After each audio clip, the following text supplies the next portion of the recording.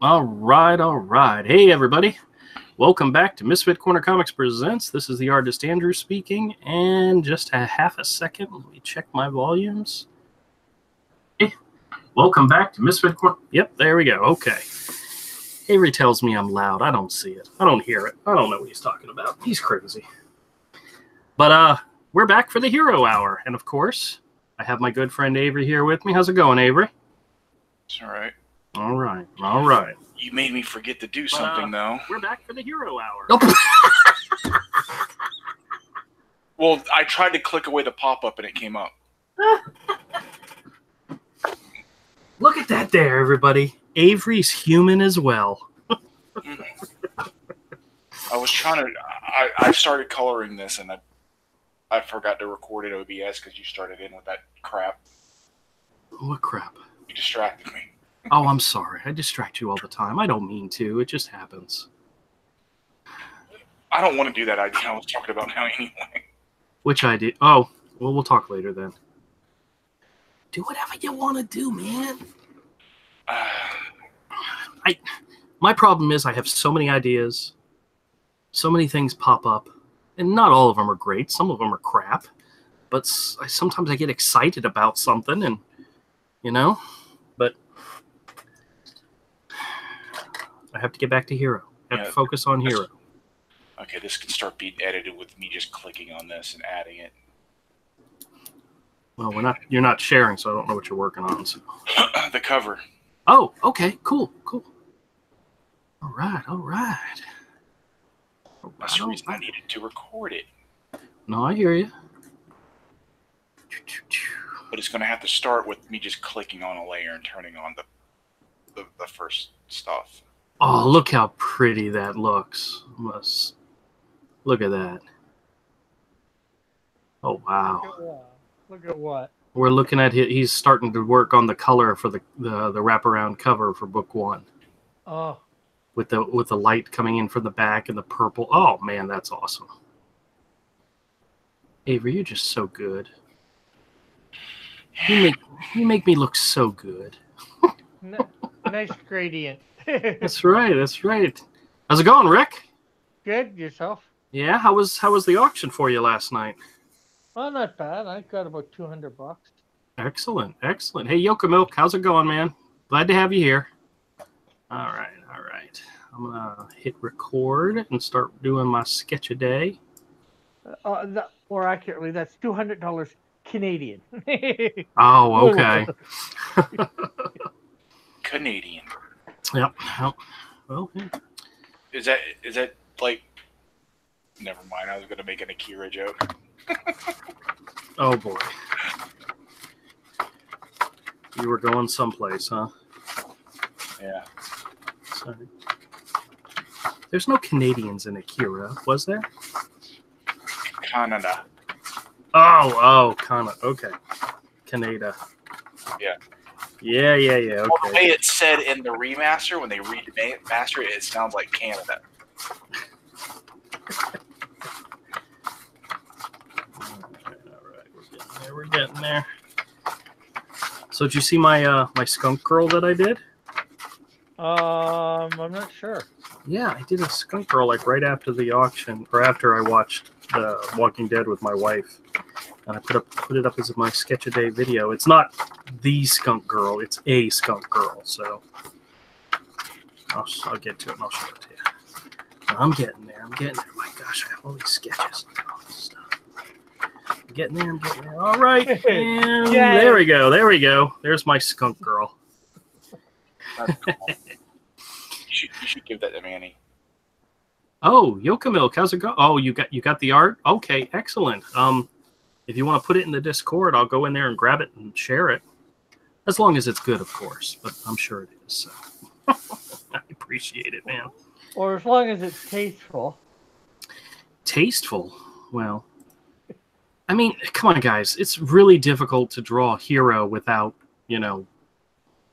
I mean, I haven't seen anybody attempt to do a non-tasteful not Yoka Milk. What am I saying? A non-tasteful hero image, And I stopped All right, hold on a second. I went to go switch my camera so that it doesn't autofocus, and it killed my thingamabob. Your thingamabob? My thingamabob, my recording, yeah. Oh, we got somebody new here. Retro Mila Rochelle. Cool. Says, cool. I'm never live on anything. Hey, from Scandinavia. I'm a classical liberal woman who loves comics and draws for fun. Well, fantastic. Well, welcome to the show. Yeah. We do a little bit of a lot of different things here. Only problem is we don't like sleeve stacks. They smell bad, and all they do is stink up the chats.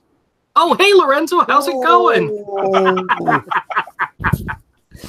That's cold-blooded, man. Well, I mean, Lorenzo, sleeve stack, That's racist. cold-blooded. That's Slee Stackis.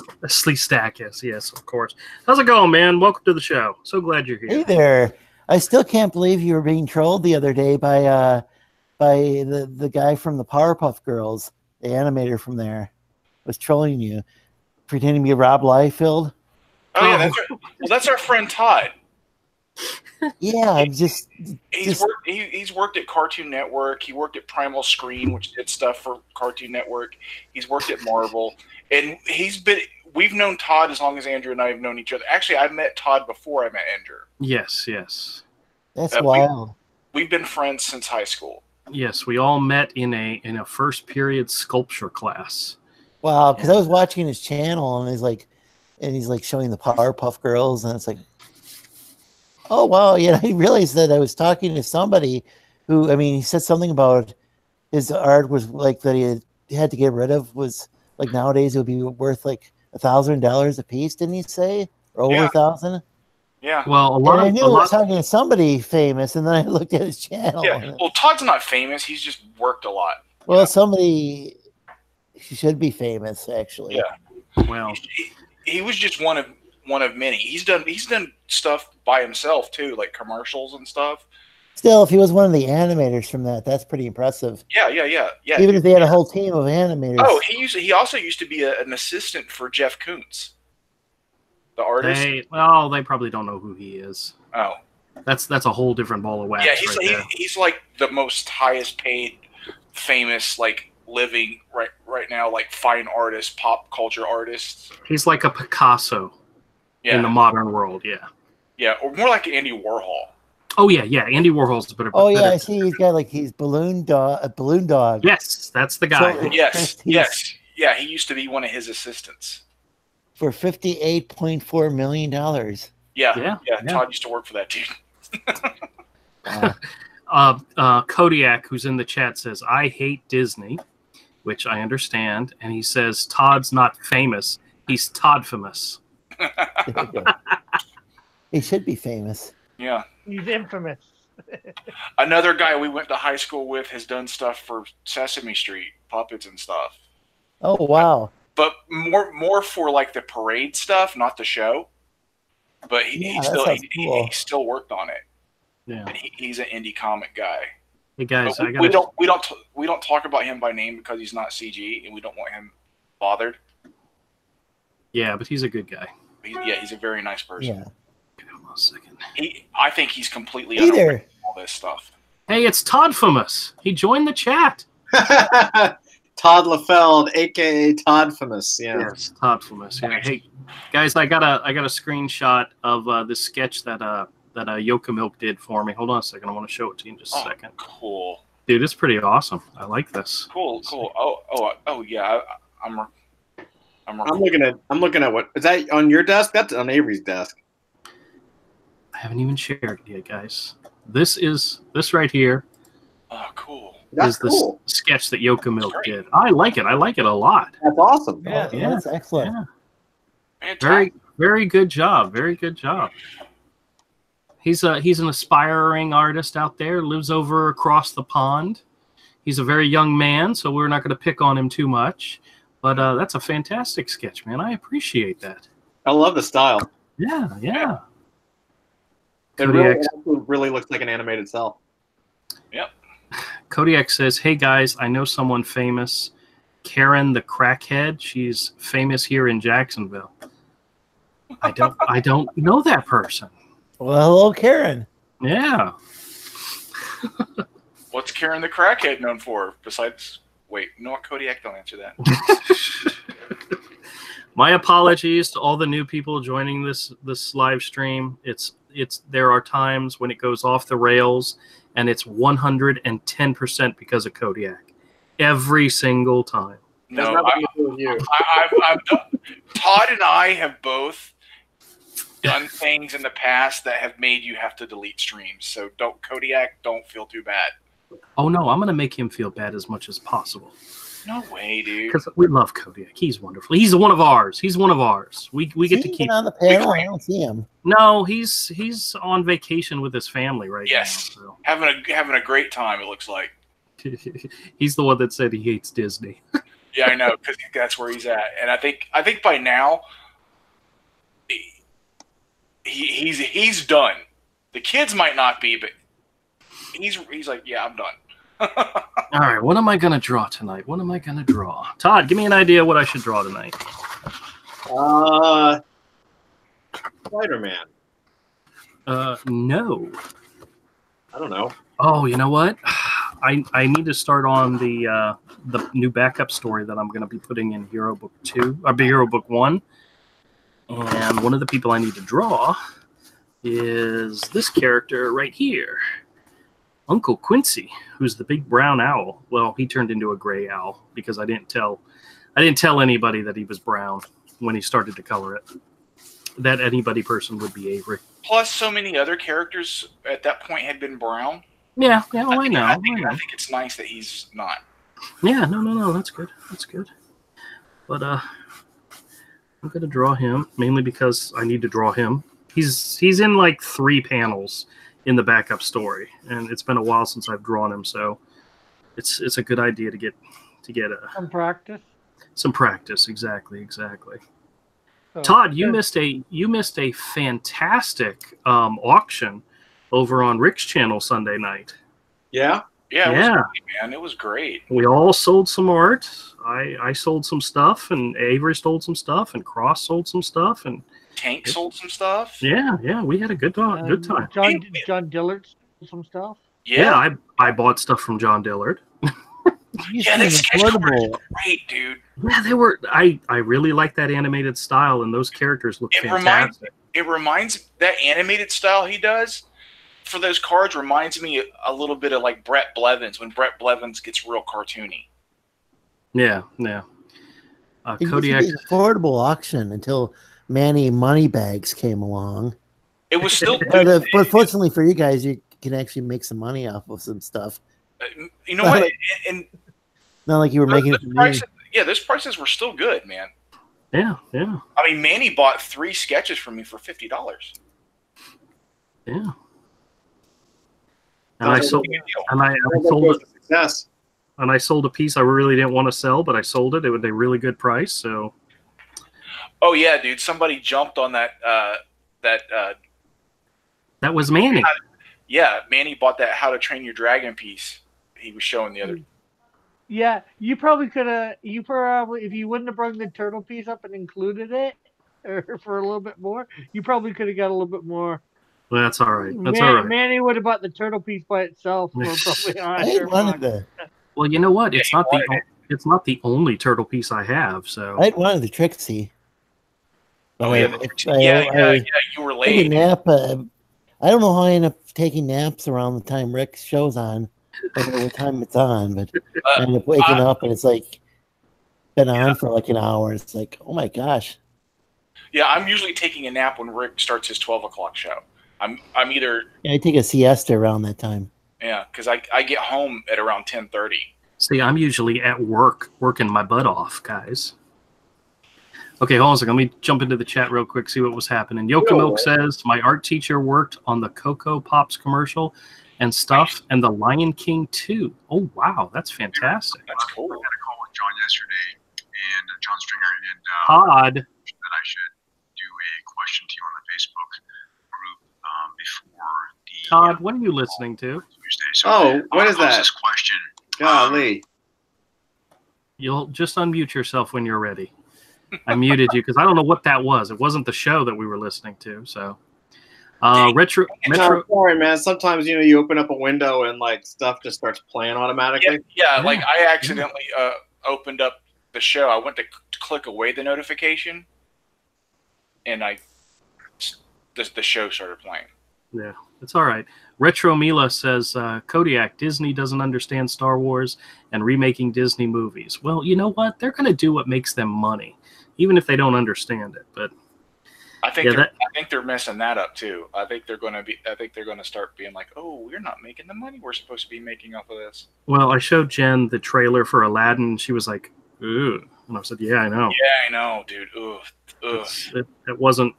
Lion King also the CGI live action-ish. Yeah. Yeah, no, thank you. Yeah. Well, that.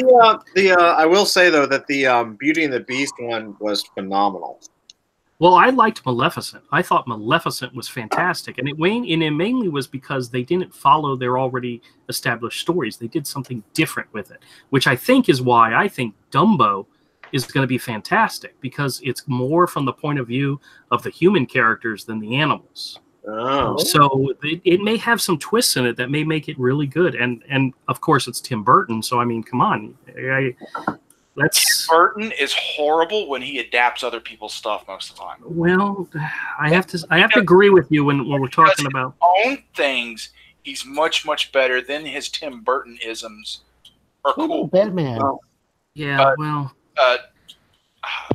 don't know. One too. Sometimes he's just in it for a paycheck. I mean, come on. There's things I like about them, but overall, I much prefer the Nolan ones. I totally jacked up my Wacom tablet, dude. Oh, what'd you do? Baby, what did you do? Man, I'm gonna go back to the chat real quick. So give me just half a second, okay? So I have, I've got this. Okay, I just said hold on a second. I'm going back to the chat. So yeah, I know. It doesn't mean I didn't know you wanted me to keep not talk. That's exactly what it meant. Let me just catch up on the chat. See, now you made me lose my place. Kodiak says, I mean Disney World. It sucks. Why does Todd have a picture of Senior? Yokamilk says, yo, can I share my comic collection? Sure. And then Retro Mila says, Kodiak, oh, never been to Disney World. England teen seems to love it. Might go to the one in Paris. Ooh. Well, England works for Disney, I believe. Or he did at one time. I haven't watched England in a long time. All right, tell us about your poor little Wacom tablet, Todd. I have this really old tablet, and I have a newer one. I've got two, and I use the old one. Like I used to take it on trips, so if I screwed it up, it wouldn't mess up my new one. And anyway, so I have this little office now in Brooklyn, and I was like, okay, well, I'll just take the older one to work. And that way I can have a tablet at work, and I can have my newer tablet at the house, and that'd be fine. Mm-hmm. And so I got to work, and I plugged in the new tablet, and the driver didn't work. And not totally, it was a little surprising because, I've never had the driver not work on it. Right. But it's also like my old Wacom is like from freaking like 2007 or something. Okay. So it's really old. So I was like, okay, that's totally fair. I mean, I don't have a problem with that. So then I was like, okay, well, let me download the driver. So I went to their website, and I downloaded like an old driver for it to run it. And I was like, well, I'm sure I can run two drivers. Like it shouldn't be really a problem. And like the driver didn't work. Like it didn't register the tablet. And then I was like, oh, that really blows. And then I was like, uh-oh, I think I just I think Wacom swapped out like my newer driver for my older driver. Mm-hmm. So I was like, okay, well, that's stupid. So then I went ahead and re-uploaded the newest driver so I could get just the new stuff. Yeah. And then, and so I just got home, and I just plugged in the tablet and my new tablet, and it doesn't work. And when I go to settings to be able to find it through the little system preference app, it doesn't recognize that I have a tablet plugged in.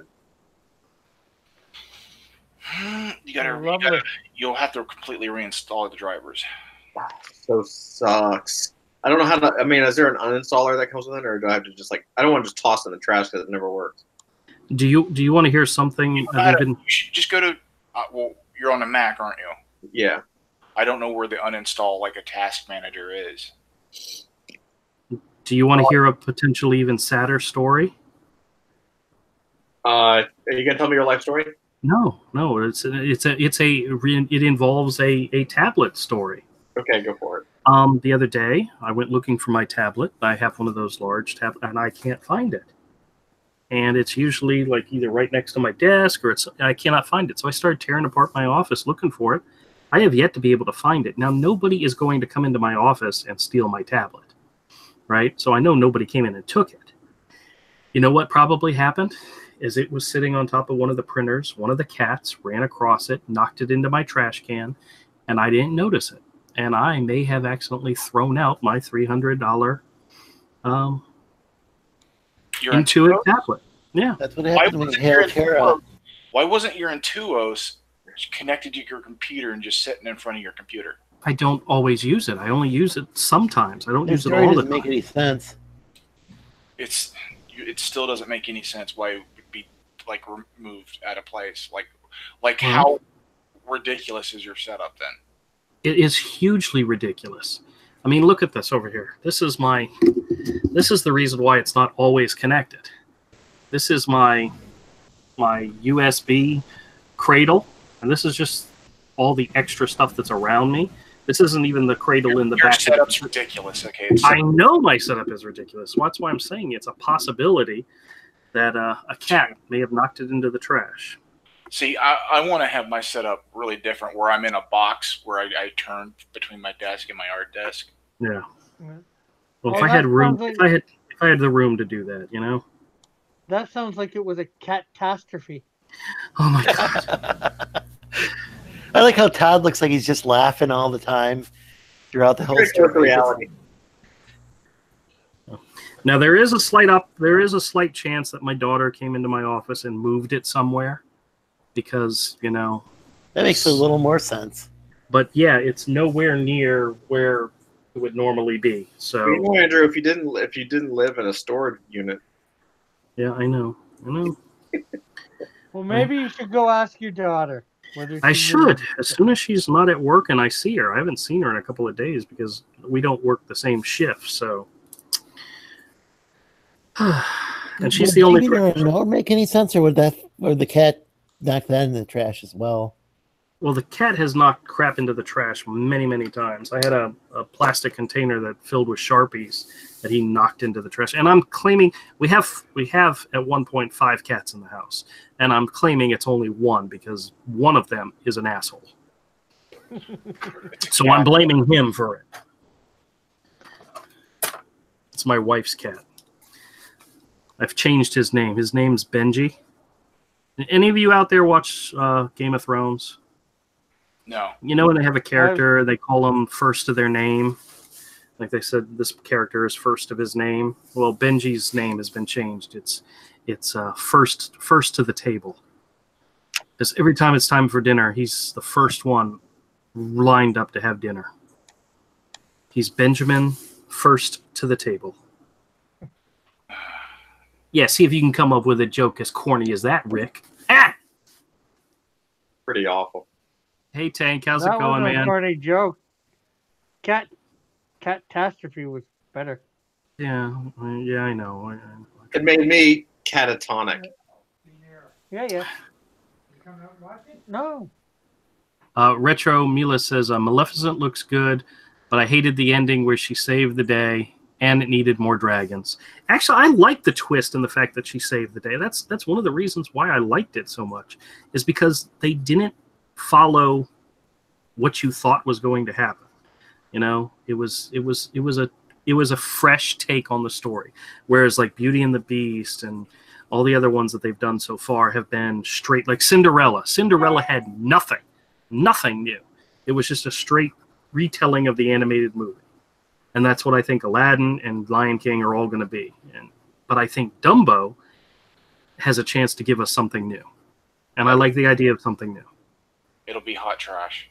Yeah, it probably will be, but it might be entertaining. So, You are and then, way too much. Tank Ferret's here. How's it going, guys? And then Art of Reed is also here. Hey. Commodore, wonderful. I'm so glad you're here. So are you making new hero sketches as a super reward? Well, not specifically, but and then Kodiak says, all hail Tank and GTG power to the people, yo. I don't know what that means. Do you know what GTG means? Got to go? Oh, got to go. Yeah, okay. Yeah, that makes sense. Kodiak, hurry up and get back home from vacation. We miss you, man. We miss you. All right. Back to drawing. You should send Tank the link. Yeah, Tank, you guys want to come in? The Art of Reed, you're welcome as well.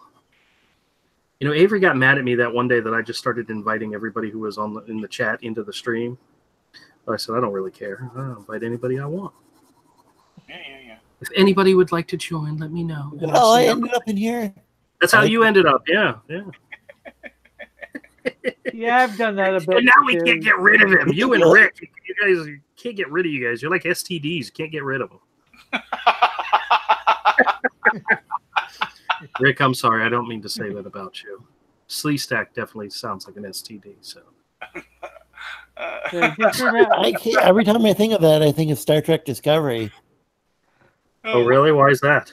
Because people call it STD. Oh. And it's like a major disappointment. But I just watched the Orville instead, so. Yeah. Well, I bought the first season of Star Trek Discovery for my wife on Blu-ray, and I started watching it because I forget what happened. I think the internet went down at the house, and I need to watch something, so I put that in. I watched like the first 3 or 4 episodes. They weren't bad, but from what I understand, it gets worse. Well, they keep changing the show. Oh, really? So if you like it or don't like it, it changes a lot. Though I've never seen anything impressive. The Orville is the best show. Yeah, Orville is awesome. It's not exactly like. It's not exactly like Star Trek, but it has the same basic look and feel. Yeah. There's some things on there that wouldn't happen on Star Trek. They even hired a lot of the same team that worked on Enterprise and Next Generation. That explains it. Yeah, like there's some things like one time the ship ends up getting captured by some aliens. Yeah. And on Star Trek, they would handle it by having they would just set it to like auto detonate it, and they didn't do that on there. So there's little things like that are different. Yeah, they don't they don't call the food replicator. I think they might have a food replicator, but they don't call it that. Yeah, it's like they like even some of the cameramen and like the lighting and a lot of those people worked on the shows. So like it really, really looks like a Star Trek thing because it really is. It's a spiritual successor, I would say, because there's little things they had to change, otherwise they get sued. Right. Let's see. A commenter says Star Trek Discovery is worse than an STD. A Slee Stack transmitted disease. In fact, I'm not sure if they do have a replicator, but they have something. They do have a like holodeck kind of thing. Yeah, and they've got their the Orville food replicators. Oh, they do. Okay. Lorenzo, did you hear what Avery said? STD stands for Slee Stack transmitted disease. Uh-oh. Them's fighting words, man. Them's fighting words, I think. He knows I'm kidding. I don't think you should stand for that. I don't think you should take that credit. Well, I'm not sure who's seen second season of it. They've got Spock in it. They've had Spock and Spock's dad in it, and Amanda. Hipster Spock with a beard. Yeah. Think about that. And it's not even in the mirror universe where one would expect him to have a beard. He's just like he's this bearded hipster who went and he killed a bunch of doctors escaping from a mental hospital. Yeah. And they've made the main character on it like it's supposed to be his adoptive sister, who's all human, completely human. Her name is Michael. Michael, yeah. Yeah, I did notice that in the first season. I was like, that's weird, but okay, yeah, sure, I'll go with it. Then they brought on this engineer who was also can magically do brain surgery. Oh, In this episode where they also brought in this character named Kelly, and she had some sort of fungus. I don't know. I think it infected her brain, and so then the engineer was able to go and perform surgery because she's a woman. Not a woman, a woman. Yeah, because engineers and surgery, of course. Yeah, starship brains. That's all the same thing, right? Yeah. As you do. Makes sense. So that was interesting. I don't know where they get these ideas. I think they were singing like David Bowie's Space Oddity or Changes or one of those songs. And I don't know. Well, the whole thing seems like it's even more advanced than anything in the next generation too. Oh, as far as technology, you got all this they had like holograms and stuff on the bridge, and I guess it's my understanding that the guy just the captain just had them all yanked out and thrown overboard or something just to restore the continuity to make it somehow in more continuity with the Star Trek we have. I mean the original series. Have you guys seen the memes in which it's got Beverly Crusher from Star Trek: The Next Generation, and it's says, "Oh, now we know how she got Wesley into the Starfleet Academy," and it's all reference to the moms paying and to get their kids into college. Oh, that's hilarious! Those are very funny. Did you hear about the situation where the parent where a kid had to come home from college, or not really kid, but they call them college kids. Yeah. But they had to go home. Apparently their parents had protect them from foods with sauce their whole life. Like they go over to a friend's house and it's like, don't serve any sauce. They get triggered by it. What? So they went to college and there was sauce all over the food, and the kid freaked. The college student freaked out, and they had to bring him back home. That doesn't surprise me. I had a similar situation this weekend. I asked my nephew, my 10-year-old nephew, I said, "What do you want for dinner?" He said, "Taco Bell." I said, "All right, I'll get you Taco Bell." And my wife wanted Panera, and I wanted whatever it was. I forgot what I wanted. So we went out on a little cruise to go out and get what we needed. And we went to Taco Bell, and I said, "What do you like? You want this like $5 thing? It's got 5 different things." He's like, "Yeah, sure. That's great." And he's looking right at the damn picture, right? And then we order it, we get it, and we leave. We're halfway home, and he looks down into it, and he goes, "They put lettuce on my taco." I said, "Well, yeah, they put lettuce on the tacos." Yeah. And he's like, "I don't like lettuce on my taco." And I'm like, "Oh, why didn't you say something?" Well, it turns out later when his mom came back and we gave him back, I told her that story, and she goes, "Yeah, when I order it for him, I know he doesn't like lettuce, so I tell him no lettuce." I said, "Well, he didn't say a damn thing. We're looking right at the picture."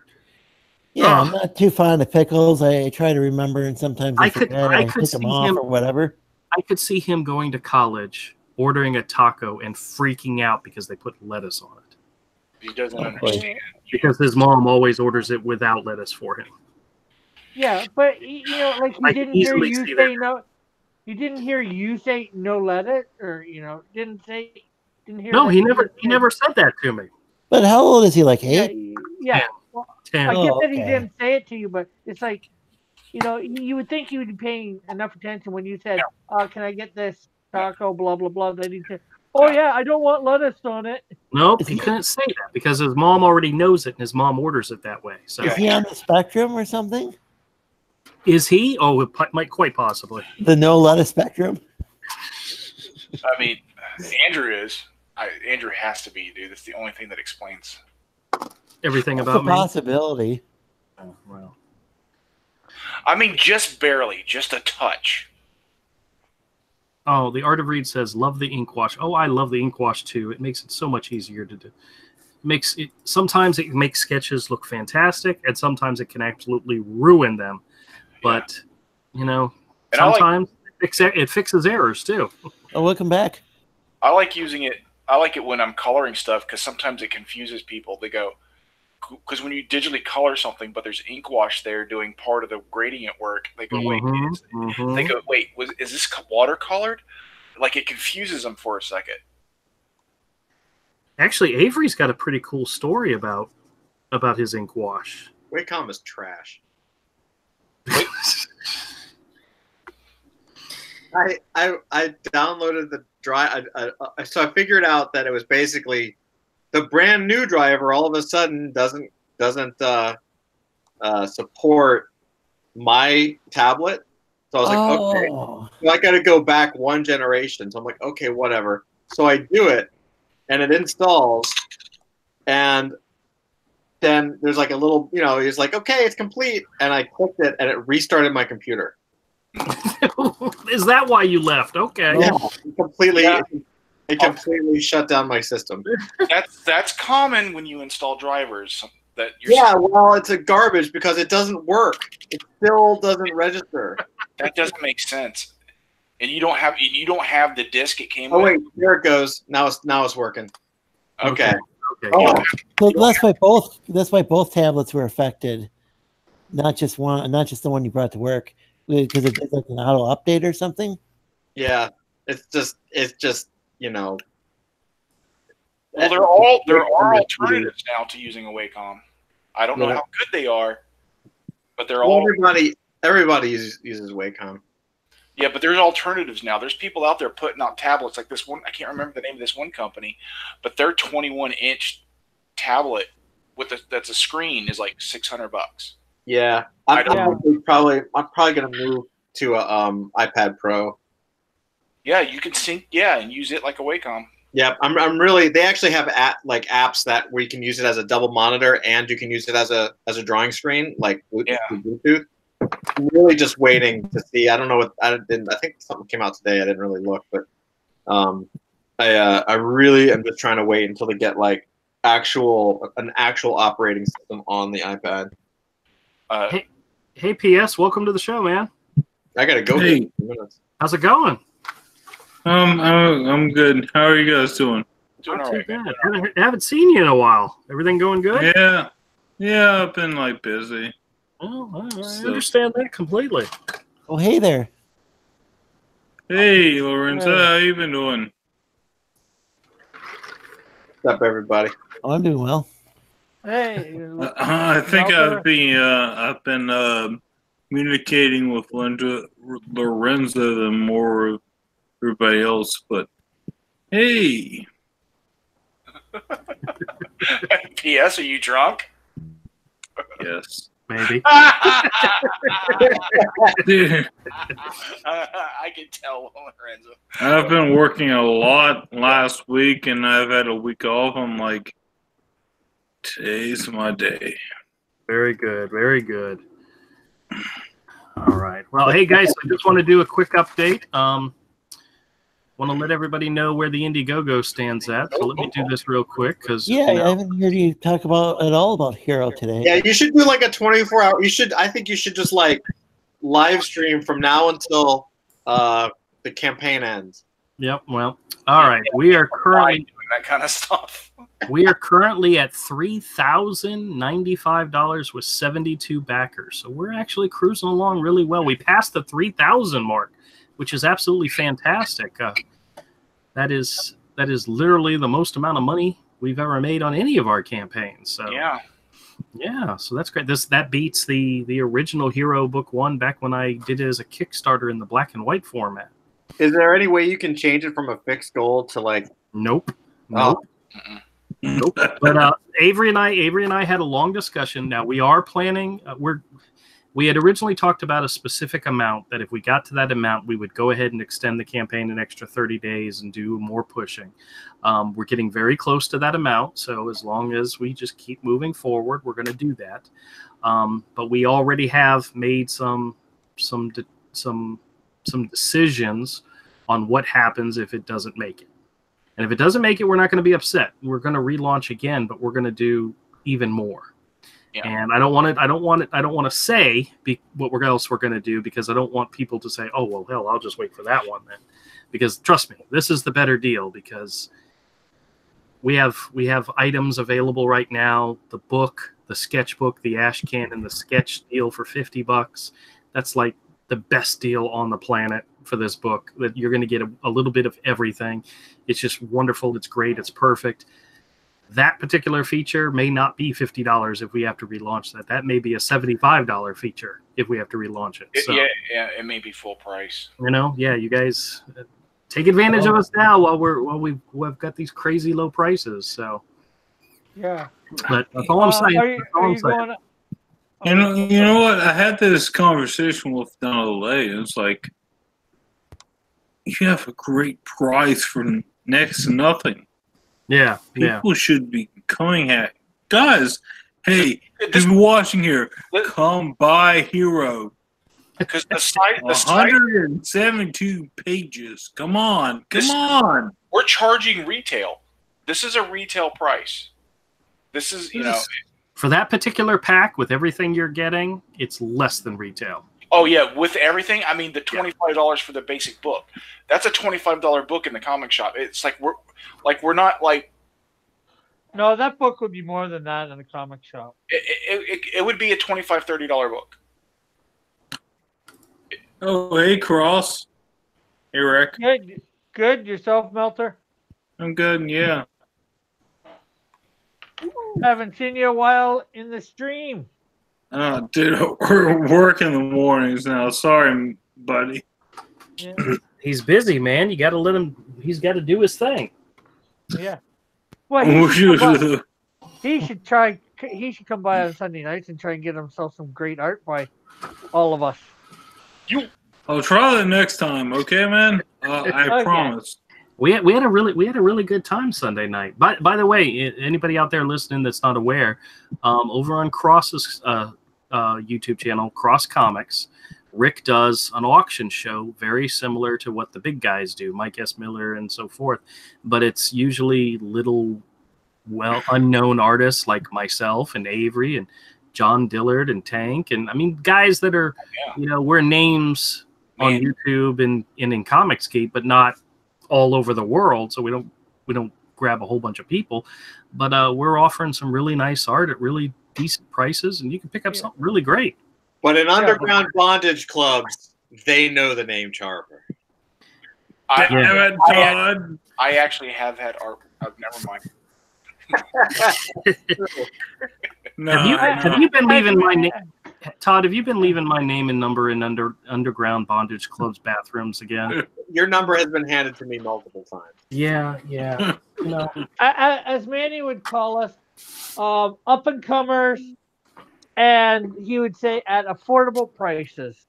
Up and comers at affordable prices. Yeah, there you go. That's a good one. Manny is correct, as he always is.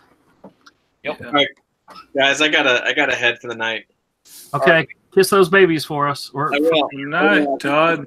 Yo, good seeing you again. Yeah. Yeah, you too. Don't kiss the babies for Avery. You never know what might happen. No, but definitely kiss your wife. She's looking good. She's got that like parasite baby thing. Like she's looking hot. Nice. Sucks all the fat out. Thick.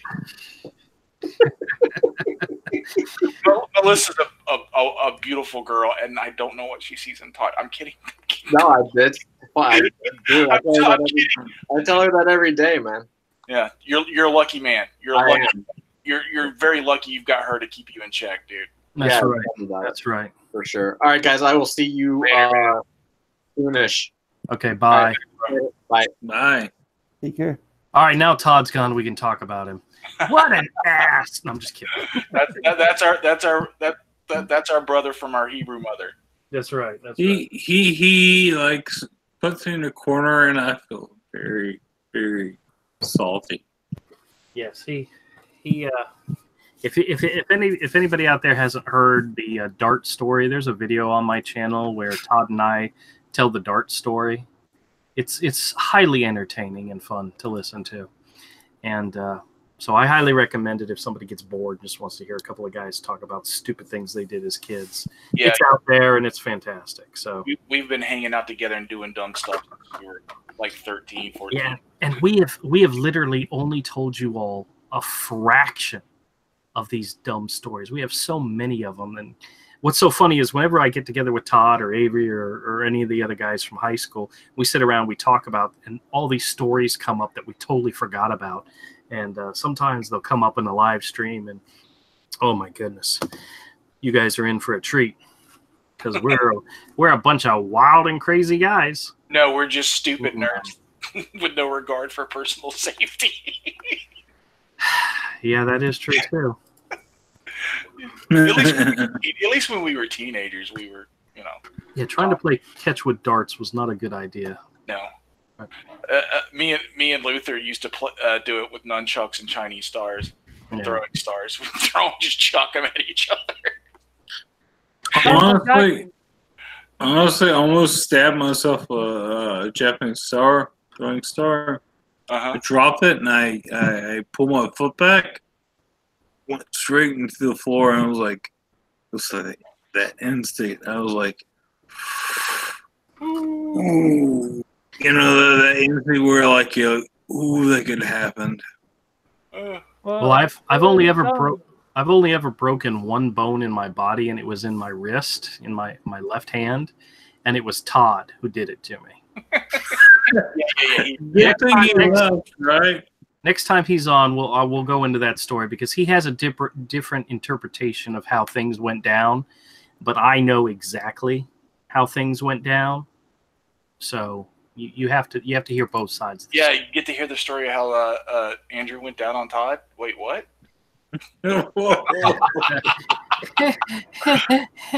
No.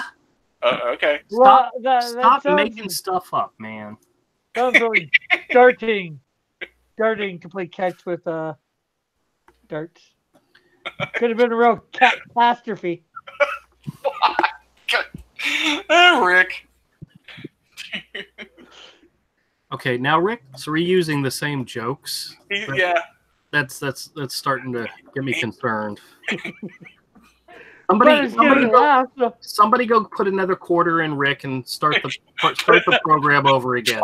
Put another quarter in Rick. That's a bad idea. That's bad.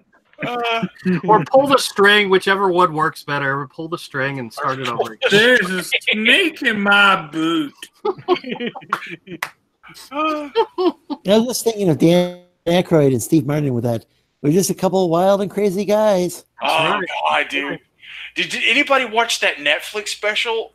Yes, that was absolutely hilarious. That was awesome, dude. What was it about? There's a Netflix special that's Steve Martin and Martin Short. Yep. Together. Really? Dude, it's fantastic. I've seen it probably 3 times. Oh, that's going to be excellent. Yeah. It's so funny. It came out a couple of months ago. I think it's probably still on there because I believe it's a Netflix original. Yep, it is. It should be still up there. Oh, dude, it's so funny. Yes, I highly recommend it if you have Netflix, and get in there and watch it because it's hilarious. It's like the first hour they're just roasting each other back and forth. Yes, like the first half, at least the first half hour, they're just roasting each other. Nice. Oh, the way only two people who know each other and like each other can do. Just ripping each other apart. so sort of like you and Andrew? Yeah. But I'm much more talented. So no, censored.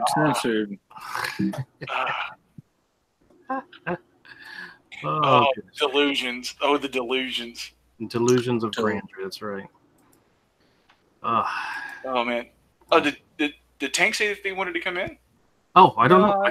I didn't think you totally forgot about Tank, didn't you? Oh, I might have. I'm so sorry. Let me check. Tank Ferret? Yeah, you really tanked that one, Andrew. Okay, there was on in. I like Tank. There was conversations that went back and forth about the Star Trek stuff. Let me go back and read what's going on. Yeah, bring him in. We can talk Star Trek. Yeah. Commodore says Star Trek Discovery is worse than an STD. Commodore says Orville is real post-Enterprise Star Trek.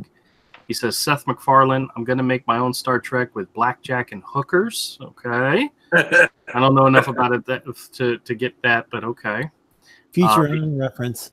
Yeah, the Art of Read says, love the ink wash. I did talk about that. Commodore says, Star Trek standardized the pronunciation of the word data when Patrick Stewart said it that way. Brent Spinner would have said it data or data. Commodore says the alternative for are good for people on a budget, but people that use pen displays for making money get the best of the best. Well, hold on. And then I want to say this. Okay, go ahead. I was born around the time Next Generation came out. Okay. And I watched this Seth MacFarlane show, The Orville with my dad. He loves it. He's like, this is Star Trek to him. So to hang out with my dad, I hate Family Guy. He hates Family Guy. To sit down and watch some kind of thing that's similar to Star Trek, that's just a lot. Yeah. Yeah, it's a different format than the previous shows that Seth MacFarlane had done, and the comedy is different too. Did you ever see that really stupid How to 1,000 Ways to Die in the Old West? Yes. It was a real dumb movie. It was bad. Yeah, there was a Seth MacFarlane. A lot of the jokes in the Orville, I mean, it's mainly like a drama, but there are some jokes in there, and a lot of them are kind of like dad jokes or something. Yeah. And they're not really like, they're not like Family Guy jokes that are based on gags and stuff. Well, I mean, some of them are gag based, but it's not at all like Family Guy. Family Guy and that would have like these elaborate gags, and they go off and do this whole segment. You know, I mean, this whole gag that didn't fit in with the plot exactly. Yeah, sometimes I feel like they could have spaced it out, but at the same time, when they do other things, they're like, yes, it makes sense why we did this around here and here. So at the same time where I'm like, they should have spaced it out. They make it, they do care about continuity. You're talking about Family Guy or the Orville or both? Orville. Oh yeah, yeah, the Orville I think is really good. Even if some of their jokes might be like, it's a bit crude at times. Some of their jokes are just kind of grown or whatever and go on. Then they got some real kind of elaborate. They've got some. I don't know. Some of it really seems to fit in well though. And I think the Next Generation at times was just a little too uptight feeling. They were very formal and militaristic. I mean, they were less like that when they were on the holodeck though. But they seemed more formal in general than the previous Star Trek. I mean, the original series, because there was lots of jokes in the original series. Kind of felt like a little less in of that in between. Next Generation. You know what I mean? Like, yeah. Like was it Dr. McCoy and Spock and who's the other guy? Kirk. There would be like these three guys would be joking around a lot on the original series. That'd be Kirk. And even Scotty. Kirk. I forgot about Captain Kirk. Well, Retro Mila asks, what's the best place to start watching Star Trek? I've watched 3 random episodes of the old show, 2 old movies, and 1 of the new movie. I like Data. To be honest, I really, really enjoyed the new movies, all 3 of them. I enjoyed them completely. They were fun, entertaining, and I like everybody who was in the cast, even though we're not going to get a 4th one with nearly half those people.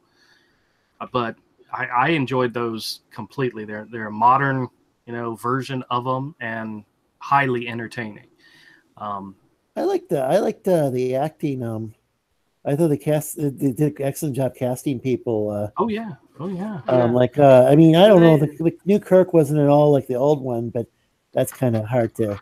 I mean, you don't want to like a Shatner imitator. That wouldn't make any sense. Yeah.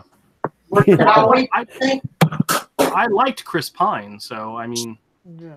I think I I've think enjoyed they him in all- almost anything he's been in. So Yeah, they all And I did a think good the- job for the characters. Heck, they did a better job casting Spock than they did on Discovery. yeah, Zachary Quintos or whatever his name is. Yeah. Yeah, it's too bad they couldn't bring that guy in. Though I guess those movies were done.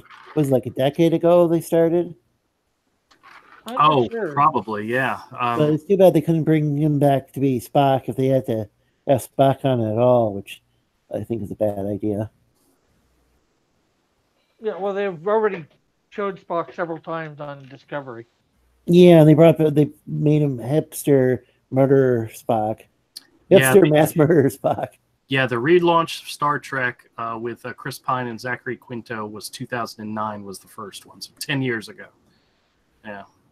But I liked how they connected it to, I mean, they created like an alternate reality, but then they connected it to the original. I just everything about that made it perfect for me.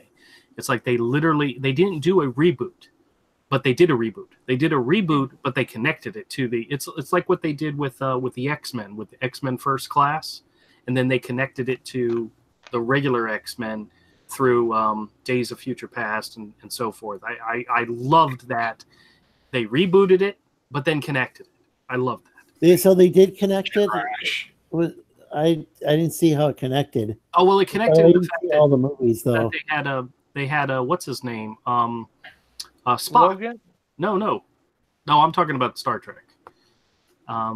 They can because the whole idea of the Star Trek, the reboot, was that there was this bad guy that went back in time, and instead of Kirk growing up with his dad and going into the Starfleet Academy because of his dad, he was it kind of rebooted the whole series, but he ended up getting into Star Trek and getting into the Starfleet anyway, and then it connected to the old Star Trek with Spock, Leonard Nimoy. Oh yeah, but they somehow created an alternate timeline or something. Right, exactly. Yeah, but I just which is very much a Star Trek kind of thing, even though. Absolutely. No. I'm sorry. What happened was everything went fine. It was a stupid, in the movie, it was like a stupid mishap, changed everything. It's in everything. So no one really tried to recopy anything. It's just that they had to start over again with younger actors. They couldn't continue using the old people.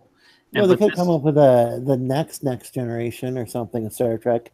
No. Well, they try that all the time. I mean, they had like Star Trek, Next Generation, like DS9, Voyager. The thing One of is, those something said the future from after Deep Space Nine. What happens next? They haven't ever told any of those stories. Yeah, they had some of that for decent. Yeah, it was not good. They did with Voyager. I mean, what happened after Deep Space Nine and Voyager? They just started making a bunch of kind of like reboots and stuff.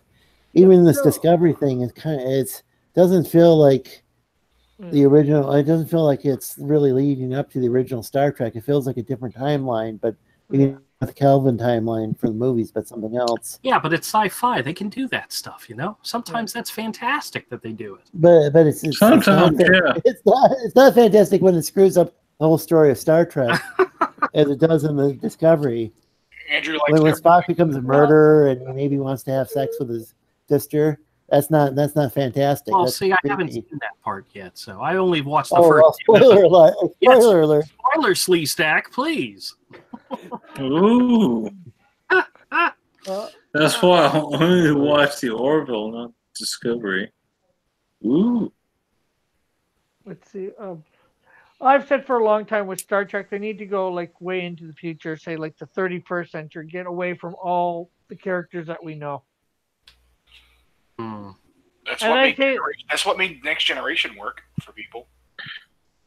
Well, that's sort of what made it work, but even with that, everybody wanted to see, Spock, all the originals on, Yeah, they were still alive, but yeah, it was pretty far removed. Yeah, Now That's why I say. Go ahead. Well, the one thing the Orville's got going for it is Adrienne Palicki or whatever her name is. I think she's hot. I think she's gorgeous. I think she's awesome. I like her pretty much in everything she's in. Who's that? No idea. She's like the main female that plays in the. Oh, she's his number one. Commander Kelly Grayson. Number one, yeah. She was in John Wick and the Orville.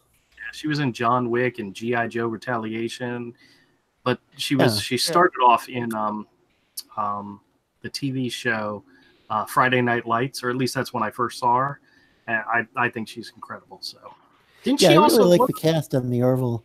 Did she also play? Yeah, she played Mockingbird in Agents of Shield, even though I've never seen any of those episodes. So,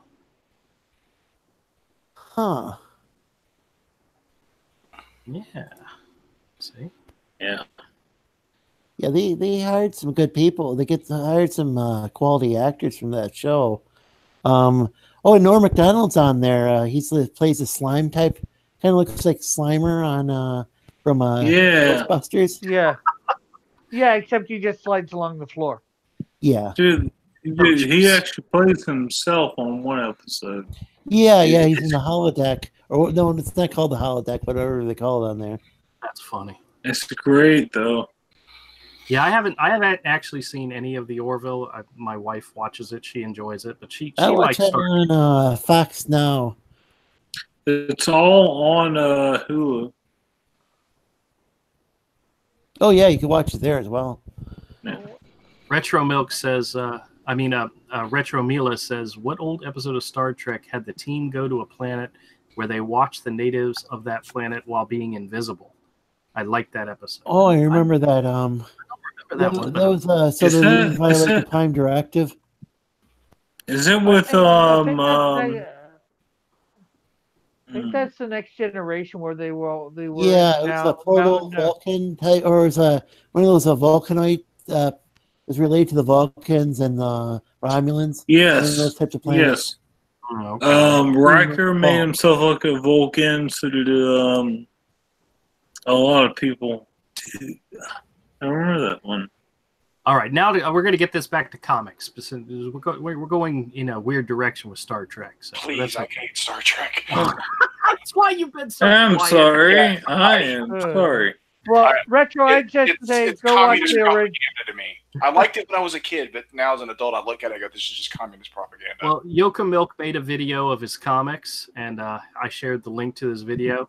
He's got some cool comics there, some older stuff from Image and some newer stuff. But if you guys get a chance, go check out his video. He made a video. I watched the video, but I didn't hear what he said because I had it muted while we were doing this. So there's a link in there if you guys want to go check it out. So, but hey, we went to the comic book store this weekend. I don't know if any of you guys saw Avery's heartbreaking video that he made of our visit to the comic book store. No. I'm not going to spoil it, but guys, it was heartbreaking. I'll tell people what happened. Oh, okay. Go ahead. Well, I hit the 50-cent bin, got some goods, found some cool stuff, and I'm checking out, and I see Watchmen Noir hardback behind the counter. That's the one that it's all black and white. It's all black and white. Yeah. Just like the Batman Noir. I asked about it. He said all graphic novels are half price. I can't walk away from that. I will break my buying new Marvel and DC for a $20 hardback of one of these noir books. I love them. I come home. I don't open it till I make my video. I unwrap it on video. I unwrap it. I open it up. The hardcover has become completely detached from the book. It was horrible. It's completely just not attached at all. It's like having a beautiful book and the cover just falls right off. Yeah. Fresh out of the wrapper, it was not attached. Did you get to go see him today to ask about that? No, the comic shop's closed on Monday. Oh, okay. Plus, I had to come home and sleep. I was tired. And this is like a Marvel reissue? It's DC. It's Watchmen. DC. It's the hardback of Watchmen, all in black and white. Oh, Watchmen. Okay. Not the artist edition. There is an artist edition of Watchmen also, but this is just the black and white.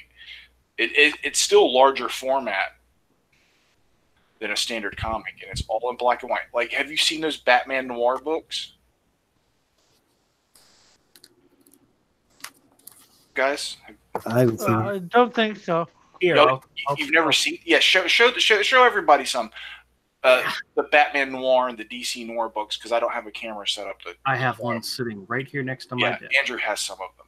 This is one that I picked up in New York. I got it at a real great price. This is Jeff Loeb, Jim Lee, Scott Williams, Batman Noir for Hush. What it is it's a hardcover. Look how thick this thing is. And it collects the entire collection. It's slightly of Hush. oversized. It's slightly oversized, but it's all just black and white ink. It's lettered in black and white inks, but no colors. And the Watchmen thing was supposed to be something similar, but it fell It's the apart. It was the exact same thing. Yes, the cover was completely unattached. Yeah, just imagine having show them the spine, show them the way the book attaches. Yeah, you see right there, it was completely ripped, and show the spine from the bottom or the top. Yeah, you see right there, it was not glued right through there. Oh my gosh. It was completely unattached. Oh, it wasn't that it was it wasn't glued. It was ripped. It was ripped. Yeah, it was literally ripped. The reason it ripped is it was never glued in the spot where it's supposed to be glued in there. There's a I spot. wonder what the quality control's like then. I don't know, but I unwrapped it, and I unwrapped it on camera. It was the last thing in the video. You could hear my heart break in my voice. Yeah, it was very sad. At least you've got it documented. Gosh. Yeah, people should know that. Well, the funny thing is, this is $39.99, and he got it at 50% off, so he paid $20 for it. Yeah, and I love those noir books. I love them. I think I have all the ones they've released so far. I don't think you have the Court of Owls one. I do have Court of Owls. You do? Oh, yes, in your face. I made a video about it when I bought it. What I was going to tell you is that I went to In Stock Trades. They have the Watchmen on sale for 42% off or something, so it's like $23. So if we had to get another copy, we could for not much more than you paid. But I want it. Yeah, I want it. If they'll give me my money back, I want it. Yeah. Order it now. Well, hell, if they take PayPal, I've got a little bit of money there. So yeah. What's it black and white? What's that? Why is it black and white? Do people prefer it that way? It's the noir edition. Well, okay.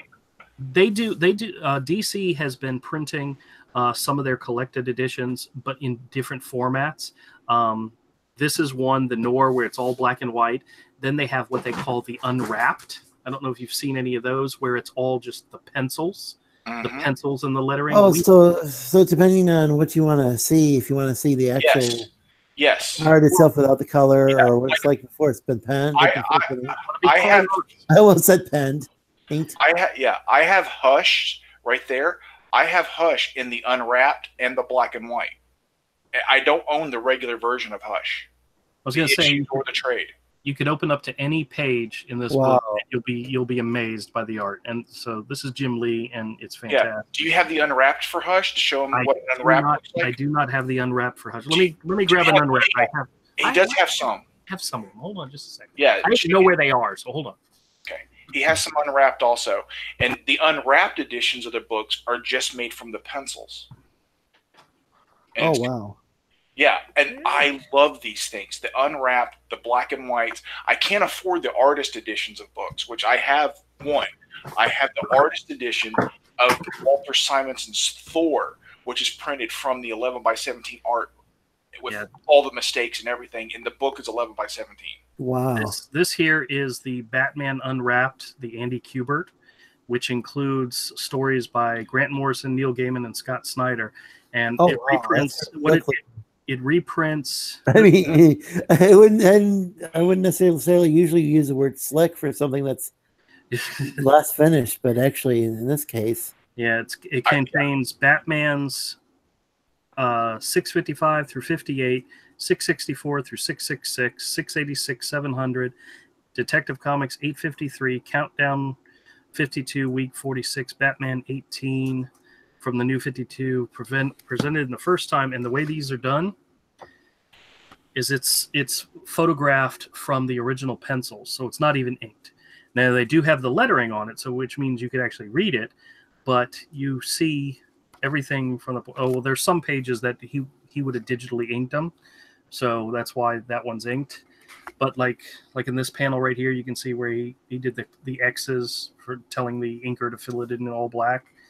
But this is a fantastic way to look at the art, the way the artist did it. Yeah.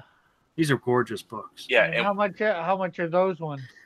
This one was cover price $34.99, so it's not bad, and it's a pretty decent sized book. But we bought these at Ollie's for like $5. Yeah. Wow. Or $6. Yeah, when they had 2 or 3 of them available, and I know we picked them you up. can find them on clearance at Borderlands. Yeah. But if you love the art of comics, not just the stories and the characters, if you're into the art and the process, these books are fantastic because you get to see it. If you buy the black and white, you get to see all of the ink work without the digital colors and the color effects. Yeah. And if you get the pencil versions, you get to see what the penciler laid down. Yep. I just remember one day I was watching. Ended up watching Ethan Van Sciver, and this was I think it was the first time I actually saw a comic book artist actually draw, and it was so captivating. Yeah. And also Zach would do, or Richard, he would do a show. He would talk about some of the, just some of the oh gosh, I can't even explain it. It's just like some of the techniques used in drawing and stuff. Yeah. And that really caught my attention because for some reason, like my mom had like Mad Magazine when she was a kid, and Archie, and I don't know if my dad read any sort of comic books, and he passed away like 3 years ago, so I can't really ask him now. But for some reason, they didn't really introduce me to comic books. Maybe they just thought it was like Archie, which they found very boring. Well, I asked my dad once. I said, "Hey, Dad, did you read comics when you were a kid?" He said, "Yeah." I said, "Well, did you keep them?" He said, "No, we didn't. We just pulled them up and shoved them in our back pockets." And I said, "What were the kind of comics you read?" He was like, Richie Rich and Casper. That was it. So did you discover comics on your own? Yes, I discovered comics on my own. My dad never introduced me to comics because he never had any or kept any. I found them on my own, and it was because I was a huge fan of Transformers and G.I. Joe, the cartoons, and the toys. Yeah. And my first comic I ever picked up was Transformers #2. Yeah. Oh, I don't remember ever seeing it in the stores, though. Yeah. I remember comic books in the stores when I was growing up. Even in the 80s. Mine was a spinner rack at a gas station. So yeah, because when we were kids, comics books were everywhere when we were kids. Because Andrew and I were both born like mid 70s. We grew up through the 80s and 90s. I don't remember seeing them in the 80s. I don't know where they would have been. Every convenience store. Yep. Wow. Every spinner rack in a convenience store. Almost every magazine rack in a grocery store. Yeah. The weird thing is that I'm surprised my parents didn't. I mean, the Superman was really big with Christopher Reeve. Yeah. Reeves, or I don't. So I'm surprised I never said, "Oh, Mom, Dad, why could you give me this?" I didn't start buying comics. I bought comics occasionally when I was little because of Star Wars or Transformers or G.I. Joe. Right. I didn't get hardcore into them, like I've told the story before, until I saw an ad for X-Men Inferno in one of my G.I. Joe comics I had picked up, and I only knew who the X-Men were from the Spider-Man cartoon. The cartoon. Spider-Man and His Amazing Friends. Yep. And I saw that ad, that Mark Silvestri art with the Goblin Queen in that skimpy high outfit, and I was about 12 years old. And you reached that second, right? That makes sense. I was just like, I need to see this. I was like, there's the X-Men all just laid out in a mound, look like they're dead. And there's the Goblin Queen on top of them, standing on top of them with that Demon Sim. And she's got like, I think she had a chain and collar around like Jean Grey or something like that. Yeah. I was just like, what is this? And how do I get it? And I started going to a comic shop. Well, I think around that time I was getting into Mad Magazine. Yeah. But there was a time where I read Archie comics. Archie comics back then were all pretty much reprints. The Archie Digest was pretty much all you saw. And that was in every grocery store. And I would read those as a little kid. For a little kid, those were fantastic. It was like this little slice of classic Americana. And it's great stuff for a little kid. Well, I think there's different Archie comics too. Yeah. When I got a hold of them, must have been just kind of boring, but back then there wasn't. But I was raised by my parents were born in the 40s, so okay. I had a connection to that type of stuff, being raised by them. Yeah. No, I get that stuff, you know. Yeah. Even the because I read the RG comics, my parents and stuff and that. Yeah. I went to the gas station and stuff. So the Ninja Turtles were basically at some point, archified to an extent. Yeah. The Mirage book wasn't, but yeah, the Archie one was. Yeah. Well, I remember going on a road trip with my parents one time, and we stopped at a gas station, and they had one of those comic packs where you get like 3 or 4 comics. And I begged and begged and begged, and my mom bought it for me. It had one Teen Titans issue in it, which was probably a little bit more mature for me at the time because it was the Mark Wolfman, George Perez days. But the other 3 or 2, I don't remember exactly how many, were the Archie superhero comics, like The Fly and whatever. And I was like, oh, because I'd never heard of any of these things before. I didn't even know they made those kind of comics. And they were great. They were fantastic. Yeah. And those type of bargain bin collections is part of the reason they went direct market, because some of the books that were supposed to be returned by distributors weren't being returned.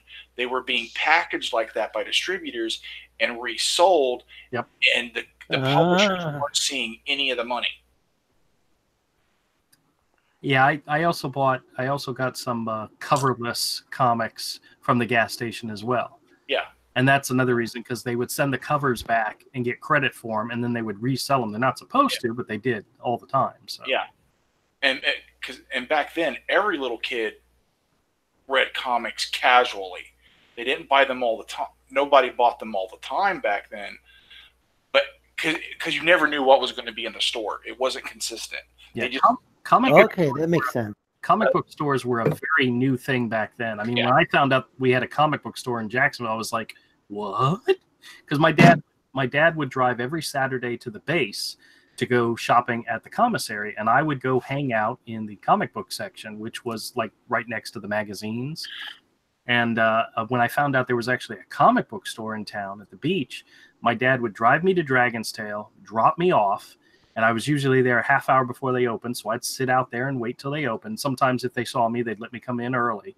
He would go to the commissary, do the grocery shopping, then come back and pick me up, and I did that every Saturday, and that was fantastic. Yeah. Yep. My mom's work was right near a bookstore that was also a comic shop. So that's where I would go originally. Hey, what happened to his fingers? Whose? Hero's fingers in that drawing. I don't know. It must have been a layer. Oh, crap. I know what happened. I know what happened. Amputated? No. At one point, I highlighted all the blacks and copied to get rid of all the extra crap that was there. So just to have the blacks. And I bet you when I drew it, the fingers were separated from the rest of the hand, so it wasn't connected. Send it to me and I'll superimpose it back on. Yeah, damn it. Oh, crap. Yeah, I see it now. I can just send it to me. Just send me a nice high res of that little piece, and I'll patch it up. Yep. It's like the tail ate his arm. You Yeah. can see the fingers. He's missing his fingers. I can patch He's that up, miss- no problem. Especially since there's no gray tones or anything in that area. It's just black and white line art. Yeah. For you. That's probably exactly what I did. It won't be a problem to fix, dude, at all. It's zero effort, bro. Yeah, looking at the original now, and I did copy it exactly like that.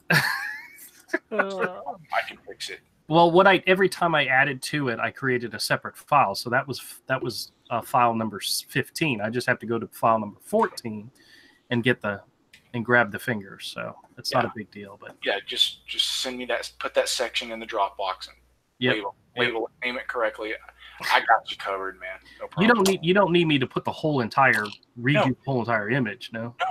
No. Just that section, and I can paste it on. No problem. Yeah. All right. So, Retro Mila says Zach finally said when Jawbreakers backers in Europe will get his book. Here's my video clip. Please share it around. Sure. Cool. Check out her. They still haven't gotten them. Yep. And then Kodiak says Archie comics were huge once. Commodore says too bad Archie is SJ whizzed these days. Yep. It is a shame. They were. Sometimes. What's that? Sometimes it's alright. Sometimes it's alright. Yeah. Depends on who's writing the comic. There was a time, man, if you handed your kid an Archie comic, you knew it was safe, it was appropriate. There wasn't going to be anything that anyone could object to. It was going to be very safe. It was going to be cutesy humor. A friend of mine didn't like those as a kid because he thought that the characters were too mean to each other. Like I think it was maybe in the Veronica comic or something. I don't know. Oh yeah, Betty or Reggie, probably Reggie or Veronica. Oh, okay, they were mean. Avery, is the DPI for that image 400? Image size 400, correct, sir. Yep. Okay. Cool. I'm just making sure I get. Yeah. Zero effort fix, man. Very easy problem to fix. It's not. Of course, I did grow up reading the funny pages on Sunday with comic strips, just not comic books, though. Yeah, so did I. I read those too. Yeah, I just found a few more lines that didn't transfer over because crap. Like he's got a line across his chest. I mean, just give me a second and I'll fix all that. Just crop that part. Yep. Label, name it, fix. Yep. And we're all good, bro. I can do it up. Oh, I know you can. I just can't believe I missed it. I didn't see it. I mean, hell, his hand is something, I probably should have noticed. Dude, when you're working in layers and you're piecing artwork together, it's easy to do. That's the reason why I'm nervous when I was handing you my files in all its layers and you were rearranging things when we were going to try and crop it to fit a regular and resize it to fit a regular comic size, and you were losing layers. Yeah. Because I know what can go wrong. Yeah. And it wasn't to be critical of you. It was, I know all the things that can go wrong. I'd been using Photoshop for a long time, doing photo manipulation, digital painting, all that stuff. And I know how it can go wrong and how you can lose something. Yeah. Crap, do I have a double line in his ear? I do, don't I? Oh, God, I'm so bad. Oh, right here? Yeah. I can fix that. Don't worry. Oh. That I'll fix it. Don't worry. Don't worry about it, man. I got you. All right. Well, I'm glad I saw it before you got done inking it. You probably would have said, "What the hell, Andrew?" Oh. Inking it or coloring it? Coloring it. He misspoke. What did I say? Man, that looks You great, said man. inking. Did I say inking? Jeez Louise. He does that all the time. He gets flustered. When Andrew gets flustered, he gets tongue-tied.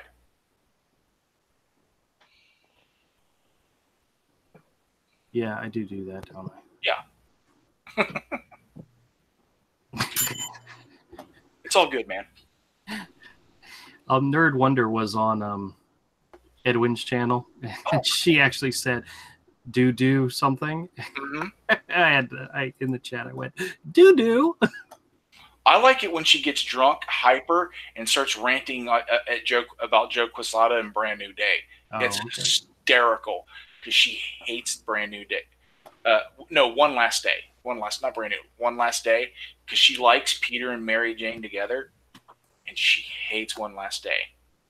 Oh. Hey, come on, guys! I'm Joe Quesada. Come do some coke, also stripper's butt. Oh, that scared me for a second there. Did you really think it was Joe Quesada? I didn't know what it was. Yeah, it's Joe Quesada. Yeah, it's Joe Quesada. Like Joe Quesada. That dude. Peter, no, superhero shouldn't be married. It's like, dude. That's one of the things people loved about Spider-Man was we watched Peter grow up and become this young man who had this rock, this person that always stood by him and understood. That was awesome. Hey, E. Michael, how's it going? Well, that's the thing. With movies, it goes by fast. Yeah. Once it goes by fast, like, what do we do next? It hurts me and kills me, but I really believe Tony Stark's going to die in the next Avengers movie. Well, I don't know if you guys have paid too close attention, but you know that one scene where they're all walking, like they're walking towards something and they're all in their new suits and all? Tony Stark and Nebula are in that image. So there's no doubt that they're going to be rescued and all that good stuff. So, which really stinks. I mean, no, I mean they're going to die after that. Oh. They're just going to die. No. Okay, if you read the original comic books, Nebula is going to like get the whole world go crazy. Maybe. But everything they do in the Marvel Universe is loosely based on the comics. It's not. They're not following any script whatsoever. No, you know? Because we don't have Adam Warlock as a major part of this. Even though at the end of Guardians of the Galaxy 2, he was introduced, or it was hinted that he was coming. So and he's a major part of Infinity Gauntlet, Infinity War, and all that stuff. He might still be really wrong. So fingers crossed. Yeah. Yeah, well, they've changed a lot of the different things. Heck, the Civil War was really changed too. Oh yeah, from what I understand, that was really changed. Civil War, the movie, was way better than the comic. Way better. Sorry. Oh no, come on, Retro Mila. The Riverdale TV show doesn't suck. It's really good. I love that show. I bet it sucks. Oh, Riverdale, the TV show, does too suck. I watched the first season. I loved it. You just earned your spot forever, Cross. Yeah, That is so not Archie that it's not funny. Andrew, have you seen the rest of what is that thing called? The Umbrella Academy. Yes, I finally finished the Umbrella Academy. I did. How did you feel with the ending? I was perfectly fine with it because it sets it up for the next one, but it deviated from the original graphic novel, which I kind of thought they were. I kind of knew they were, but I was okay with it. I mean, I always have to step back and realize that when you're talking about the comics and movies and TV, that they're not the same. They're literally not the same. They're going to go in different directions. They're going to do different things. Characters are not going to act the way they act in the comics because it's a whole different medium, and I'm okay with that. I like the fact that even though they didn't go immediately in the direction of the comic for Umbrella Academy. They eventually got there. So, I mean, there was one point in the show where I turned to my wife and said, okay, honey, they're obviously not going in the direction of the comic. So let me tell you what happened in the comic. And then the very next thing that happened was stuff that happened in the comic. And it was like, well, crap. I spoiled it for her. I kept being quiet and not telling her something because, you know, it didn't seem like they were going in that direction. And then, boom, they went in that direction. I'm like, good job. That's what I get for opening my mouth. Yeah, I know. I know. Oh, Andrew. Well, here's my thing about the end of Umbrella Academy. Mm-hmm. It made me feel like Heroes. Well, see, I never watched Heroes. I've only seen 1 or 2 episodes. Yeah, my wife and son watched it religiously, but I never watched it. Same thing with Lost. I've barely watched more than maybe 2 episodes of Lost. Oh, wow. Good on you. Oh, yeah, in other words, I'm a hero and Lost race a virgin, so I don't know anything about them. The problem with Lost is there's never any explanation that I could tell as far as how the island worked the way it did. Heroes, you're talking about a show that starts out with a lot of promise. It's like, oh man, this is like freaking X-Men without costumes as far as like the story. Yeah. And then it jumps the shark, loses what it is, and never recovers. It becomes utter trash. Mm. Yeah. Well, I'm just saying the end of Umbrella Academy is like the end of Heroes Season 1. Well, P.S. Did you ever read the graphic novel or the first series for Umbrella Academy? No. But I'm just comparing how the Netflix series ended. Well, I was going to say, had they followed it and ended it, it would have been more confusing than anything else. Really? Yeah, in the way it ends, and this isn't really a spoiler. Oh, wait a minute. Retro Mila says, "Don't spoil Umbrella Academy." Because never watch. Okay, I won't spoil it. Never mind. It's the ending is completely different. I mean, Okay. a lot of the beats are exactly the way they happened in the comic, but the ending was the ending of the comic had an ending, where the show, of course, opened it up for a second season, which I've heard has already been approved. So, yay, we're getting another season. So, but Well, I've got to take off. I've got to get over to John Dillert's for the Dungeons and Dragons thing that I've been doing with him. Oh, awesome. All right. Well, later, girls. Thanks for coming by, Rick. We appreciate it. take it easy, Yeah, man. no problem. All right, Rick. We'll see you whenever. All right.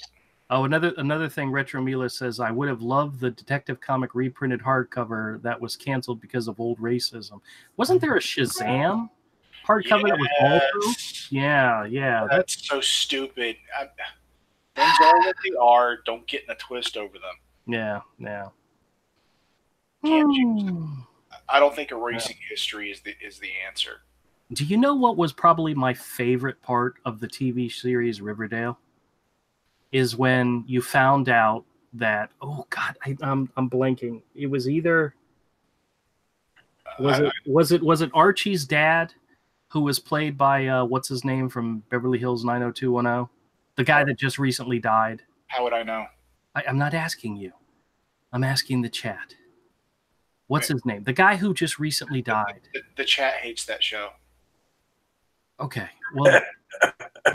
The chat is smart. What was his name? Oh my God, I'm blanking on names. Oh, you guys are gonna make me go to IMDb. His name is I don't know. You're thinking of Luke Perry, aren't you? Luke Perry. That's right, Luke Perry. He played I think he played Archie's dad or maybe it was Jughead's dad. But neither way, as soon as he appeared on the show, Neither way. There was an either way. Yeah. Needless to say, as soon as he appeared on the show, I was like, I love this show, because I don't know why. Oh, that just made me so happy to see. But you just made me so sad. Commodore says the chat does indeed. Don't take. Our chat has good taste, except for putting up with you. Dude, one day, man, they're gonna go, you know what, man, this guy, we're just backing out of this hero thing, and I'm gonna strangle you. You know, I hate to say it, but D says he loves all things, but I really do love all things. I haven't found anything I hate just yet. So, Hate with a passion.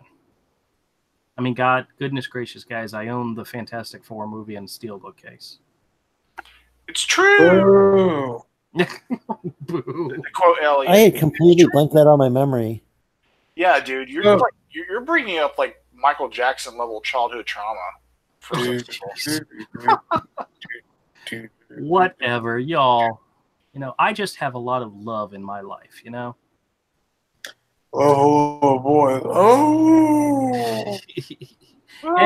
And speaking of which, we're going to go ahead and start winding this down because I promised my wife that we'd go watch some TV together this evening. And to be honest with you, I got to go watch some more of that Love, Death, and Robots thing. That was awesome. If you guys haven't seen that on Netflix, it's pretty cool. It is very much mature readers or mature watchers. So Yoka Milk, I don't think you're allowed. Okay. It's got boobies in it, so you're not allowed. I think you're too young. Yeah. Same thing with UPS. You're too young. I'm going to watch it by Daddy. Yeah. Yeah, and Slee Stack, I don't know. I mean, based on Slee Stack physiology, are you old enough to be watching stuff with boobies? Yeah, plenty old enough. Oh, okay. You never know. I mean, all the Slee Stacks all kind of look alike, you know? All humans look alike. That is Slee Stackis. All humans look You alike. are a Slee Stackis, sir. Racism. All right, everybody. Thanks a lot for joining this evening. I really appreciate everybody coming by and saying hi. Y'all are great. Slee Stackophobia, man. Yes. Retro Mila confirmed. Yes, it was Jughead's dad. R.I.P. Rest in peace. Yes. Yeah, that. We lost a giant in the industry right there. Okay, now you're stretching. I have nothing against the dude. No shade at a dead man. I know. But Andrew's stretching. Yep. All right, guys. Thanks a lot for coming by. We'll live stream again Wednesday at 7:30 if anybody wants to come by and say hi. And maybe tomorrow on my channel. Oh, on your channel tomorrow? Okay. Yeah. Okay, yeah. Oh, by the way, Avery's channel is Comics and Illustration Studio 7.62. If you haven't subscribed to his channel, please do. You never put my link in the description. I put your link in the description all the time. Too long.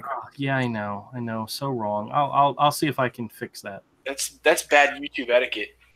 Can't you say comics and illustrations? Ooh, yeah. Yeah, I should put Rick in here too. Oh, goodness gracious. I'm just so bad. All right, everybody. You have a great night. We'll talk to you later. Yeah. Bye. Later, guys. Boy.